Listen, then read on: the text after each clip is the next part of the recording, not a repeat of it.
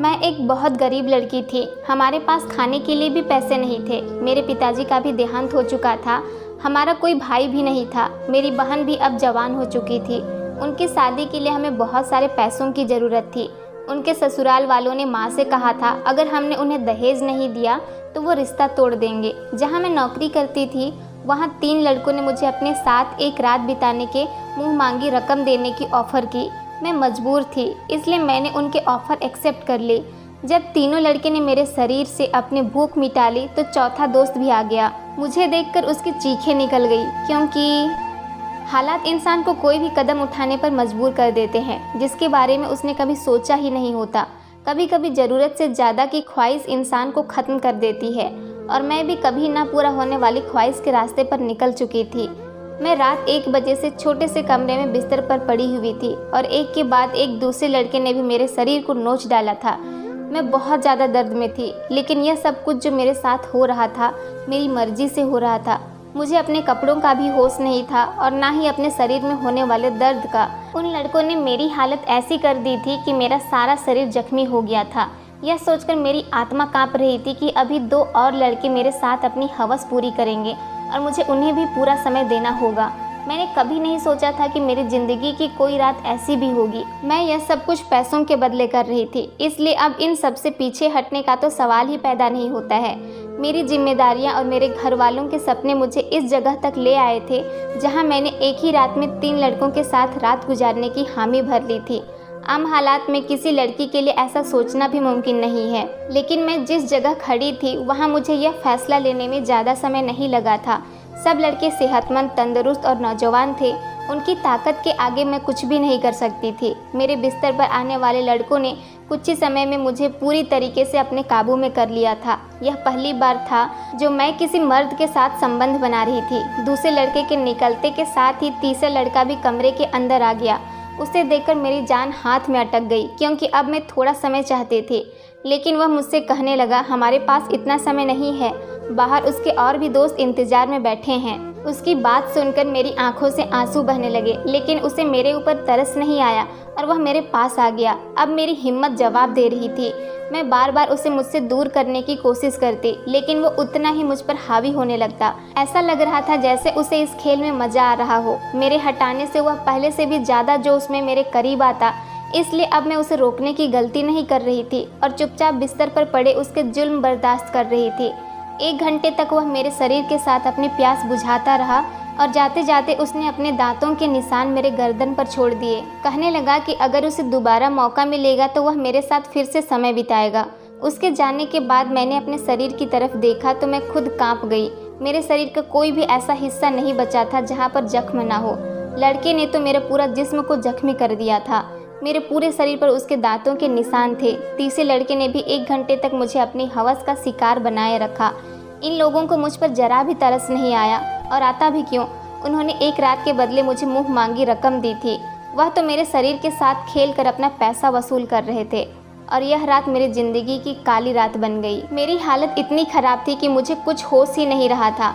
मैं खुद से करवट भी नहीं बदल सकती थी। धीरे धीरे मेरी आंखें बंद होने लगी थी, और जब इन लड़कों ने मुझे बताया कि उनका एक और दोस्त भी आ रहा है, अब मुझ में इतनी हिम्मत भी नहीं रही थी कि मैं अपनी ज़ुबान से उनसे मना कर सकूं। जैसे ही वह चौथा लड़का मेरे कमरे में आया, जब वह मेरे बिस्तर पर मेरे पास आया तो मुझे देखकर उसकी चीखें निकल गई। इसकी वजह जानकर आपके भी होश उड़ जाएंगे। मेरा नाम सरिता है। मेरी उम्र अभी सिर्फ 20 साल की थी।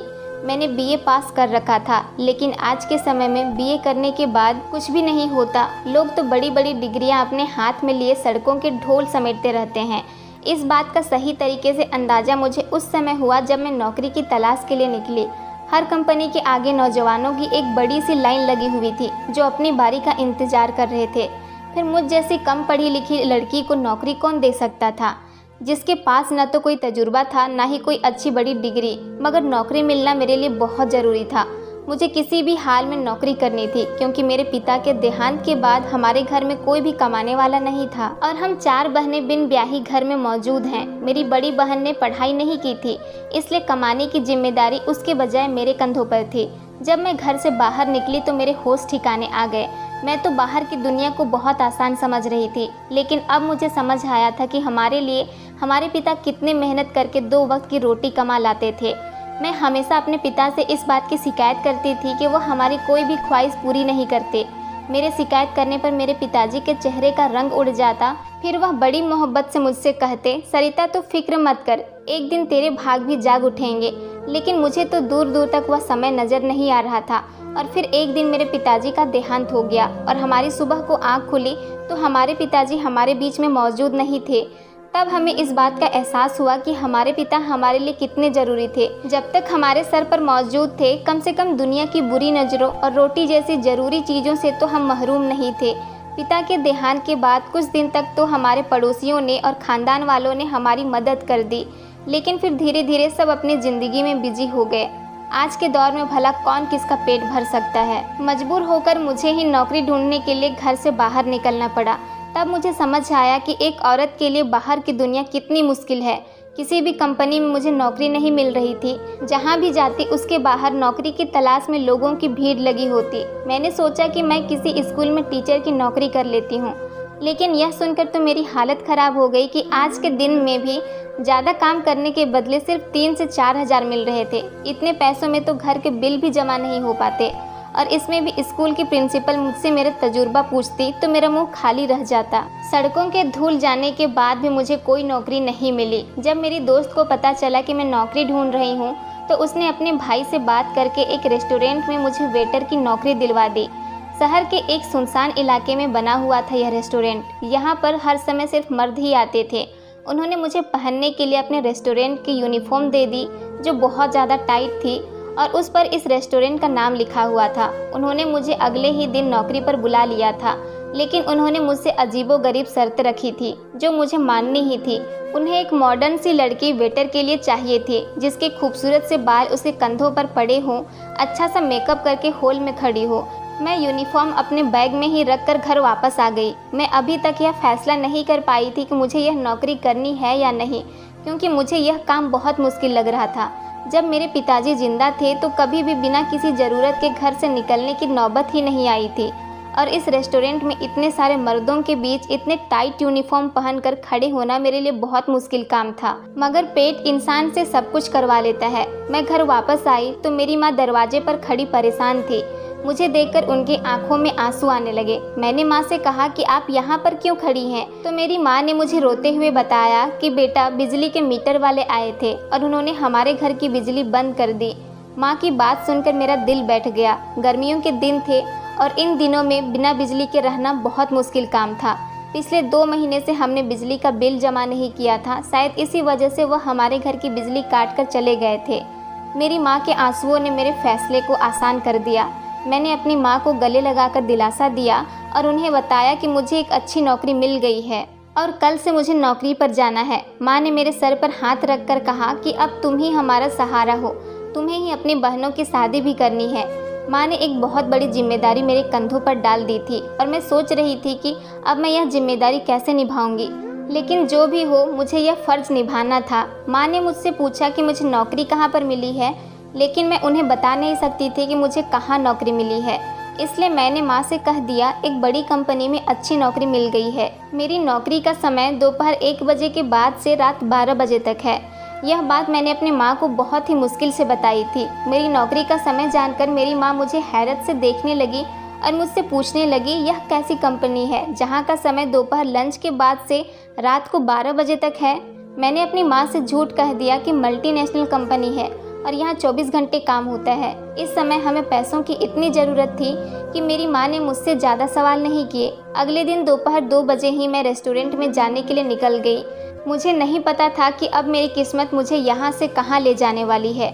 मैंने अपने यूनिफॉर्म रेस्टोरेंट में जाकर ही चेंज की थी। मैनेजर ने मुझे रेस्टोरेंट के दरवाजे पर ही खड़ा कर दिया और कहने लगा कि आज तुम्हारा पहला दिन है, इसलिए तुम गेट पर खड़े होकर सबको वेलकम करोगी। और साथ में मुझे डांट कर यह कह रहा था कि यह कैसा मुंह बनाकर खड़ी हो, जाओ पहले मेकअप करके आओ। मैनेजर की बात सुनकर मैं शर्मिंदा हो गई क्योंकि मेरे पास मेकअप नहीं था। वहाँ पर एक और लड़की काम करती थी जिसने मुझे अपना मेकअप दिया और मेरे रेड कलर की लिपस्टिक लगा दी और बहुत अच्छे तरीके से मेरा मेकअप किया। उसके बाद मैं अपने आप को आईने में देखकर हैरान रह गई।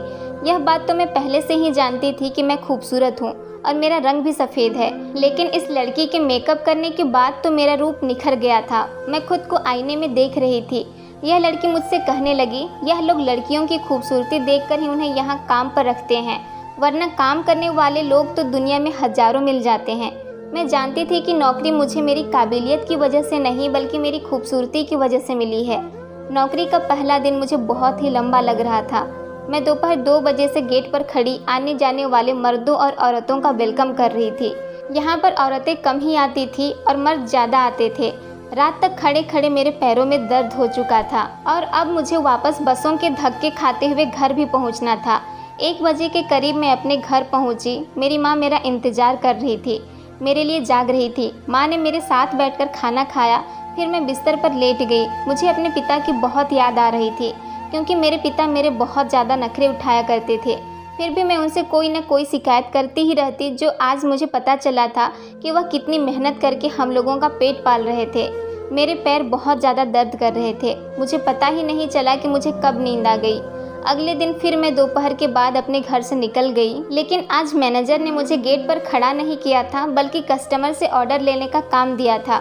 मुझे थोड़ा सा अच्छा लगा, लेकिन कुछ ही देर में अंदाज़ा हो गया कि यहाँ कोई भी काम बिल्कुल भी आसान नहीं है, क्योंकि मैं जिस भी टेबल पर ऑर्डर लेने जाती, वहाँ बैठे आदमी मुझे सर से पैर तक घूर कर देखते और फिर मुस्कुराते। बदले में मुझे भी मुस्कुरा कर देखना पड़ता, क्योंकि यह शर्त भी मेरी नौकरी में ही थी। जानबूझकर ऑर्डर देने में टाइम लगाते और कभी कभी तो ऑर्डर देते समय इस कदर करीब आ जाते कि मेरी सांसें रुकने लगती। ये रेस्टोरेंट हम जैसे वेटर की वजह से ही चल रहा था। अब मैं अच्छे से समझ गई थी कि यहाँ आने वाले ज़्यादातर मर्द तो सिर्फ वेटर की वजह से ही आते हैं। दिन तेज़ी से गुजर रहे थे और मुझे यहाँ नौकरी करते हुए 1 महीना हो गया था। 1 महीने में बहुत कुछ ऐसा हुआ जो मेरे लिए बहुत अजीब था। मर्दों की अजीब अजीब नज़रें, ऑर्डर देने के बहाने वेटर के करीब आना, गंदे अजीब अजीब कमेंट करना। लेकिन इस नौकरी की सबसे अच्छी बात यह थी कि मेरी सैलरी से अलग टिप से बहुत सारे पैसे मेरे पास इकट्ठे हो गए थे। मैंने उन पैसों को इकट्ठा करके बिजली का बिल जमा कर दिया। धीरे धीरे मैं यहाँ के माहौल की आदी होती जा रही थी। 3 लड़के रोज़ रेस्टोरेंट में आते और सबसे लास्ट वाली टेबल पर जाकर बैठ जाते। वो टेबल मेरे हिस्से में थी और रोज़ाना मैं ही उनके पास ऑर्डर लेने के लिए जाती थी। वह तीनों लड़के 20-21 साल के नौजवान थे। वह मुझे बहुत घूर के ऊपर से नीचे तक देखते। आज जब मैं उनके पास ऑर्डर लेने के लिए गई तो उनमें से एक लड़का पूछने लगा कि तुम यहाँ मजबूरी में नौकरी करती हो? मैंने उनसे हाँ कह दिया। उसमें से एक लड़के ने अपनी जेब से अपना कार्ड निकालकर मेरे हाथ में दे दिया और कहने लगा, तुम हमें एक शरीफ लड़की लगती हो। अगर कभी किसी मदद की ज़रूरत हो तो इस नंबर पर कॉल कर लेना। बिना सोचे समझे मैंने उनसे वह कार्ड ले लिया और अपनी जेब में रख लिया। यह देखकर वह मुस्कुराने लगे। इस दिन के बाद से अब ऐसा ही होने लगा। मैं उनका ऑर्डर लेने जाती तो उनमें से कोई भी लड़का मुझसे कुछ न कुछ सवाल पूछ लेता। रोज़ाना होने वाली बातचीत की वजह से हम लोगों के बीच में बेहतर जान पहचान भी हो गई थी। अब मुझे यहाँ नौकरी करते हुए दूसरा महीना भी गुजर गया था।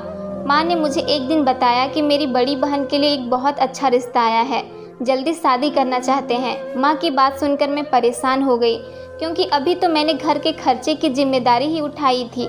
बहनों की शादियों के बारे में तो मैंने अभी सोचा भी नहीं था। माँ ने मुझसे कहा कि जहाँ तुम काम करती हो वहाँ से कुछ लोन ले लो। तुम्हारी तो बहुत बड़ी कंपनी है, अगर हमें वहाँ से लोन मिल गया तो तुम्हारी बहनों की शादी हो जाएगी। मेरी बड़ी बहन जिसकी उम्र दिन ब दिन बढ़ रही थी, मैं भी उसके लिए बहुत परेशान रहती थी। अब मैं अपनी माँ को कैसे बताती कि मैं एक रेस्टोरेंट में छोटी सी नौकरी कर रही थी।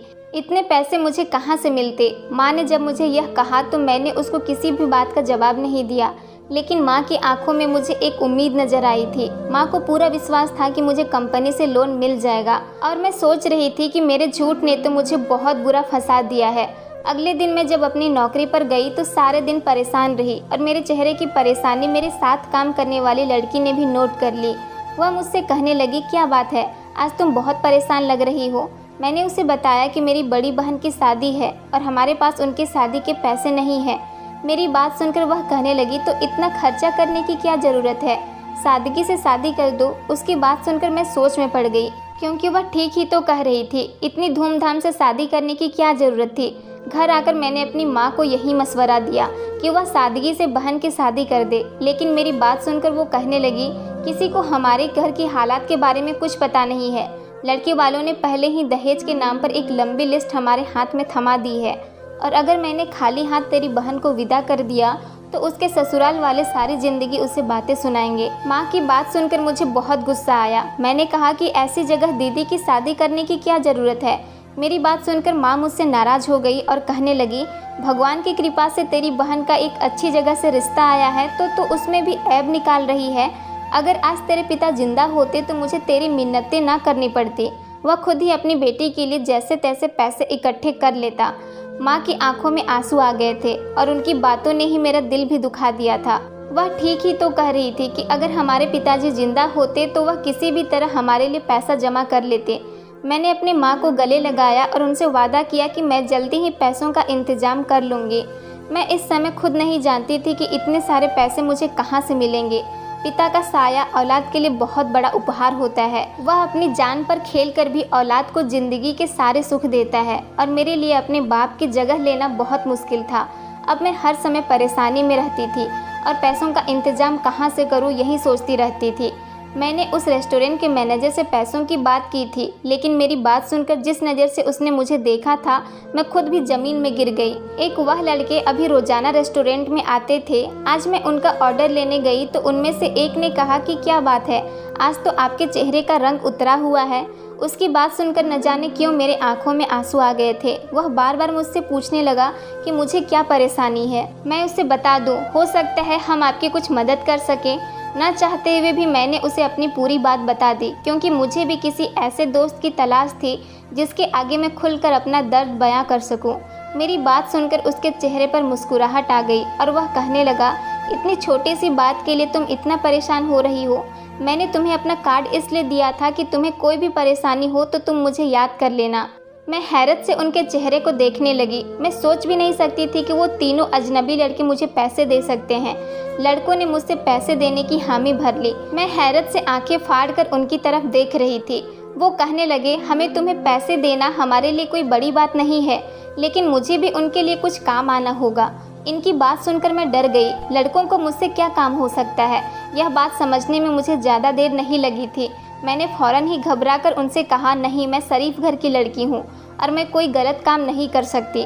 वह हंसकर कहने लगी कि हमने तुम्हारे आगे एक शर्त रखी है, अब तुम मानो या ना मानो तुम्हारी मर्जी है, लेकिन आज के समय में इतनी बड़ी रकम तुम्हें कोई भी नहीं देगा, चाहे वह तुम्हारा करीबी रिश्तेदार ही क्यों ना हो। बात तो उनकी बिल्कुल ठीक थी, लेकिन मैं अपनी इज्जत को नीलाम करके उनसे पैसे लेना नहीं चाहती थी, इसलिए मैंने उनसे साफ साफ मना कर दिया। मैं अपने हालात में पूरी तरह थक चुकी थी और ऐसे ही थकी हारी जब घर लौटकर गई तो मेरी माँ और बहनें मेरा इंतजार कर रही थी। मेरी माँ ने मुझे बताया कि मेरी दीदी के ससुराल वालों ने शादी 1 महीने बाद करने की तारीख तय की है और मेरी बड़ी दीदी के साथ साथ मेरी छोटी बहन के लिए भी बहुत अच्छा रिश्ता आया है। मैं सोच रही हूँ इसकी बात भी पक्की कर दूँ। इसी तरह एक खर्चे में 2 शादियाँ हो जाएंगी। छोटी बहन के रिश्ते की बात सुनकर मुझे बहुत ज़्यादा खुशी हुई थी। वहीं 1 महीने का समय सुनकर मेरी जान निकल गई। पैसों का कोई इंतजाम नहीं हो सका था और माँ मुझ पर उम्मीदें बांधे बैठी थी। मैंने एक नज़र अपनी दीदी को देखा, उनके चेहरे पर मुझे खुशी नज़र आ रही थी। मैं अपनी दीदी के ससुराल वालों से भी मिली थी। वो लोग सच में बहुत अच्छे थे, लेकिन आज के दौर में सादगी और बगैर दहेज के दुल्हन कौन लेकर जाता है। समाज के ही लोग थे। मैं अपनी बहनों की खुशी को हमेशा ऐसे ही देखना चाहती थी। मैंने माँ से कहा कि आप शादी की तारीख पक्की कर दें, मैं पैसों का इंतजाम कर लूँगी। मेरी बात सुनकर घर में खुशी की लहर दौड़ गई। मेरे घर वाले इस बात से बिल्कुल बेखबर थे। यह खुशी मेरी इज्जत के बदले उन्हें मिलने वाली है। अगले दिन मैंने उन तीनों लड़कों से हामी भर ली। मुस्कुराकर कहने लगे कि हम जानते थे तुम ज़रूर मान जाओगी।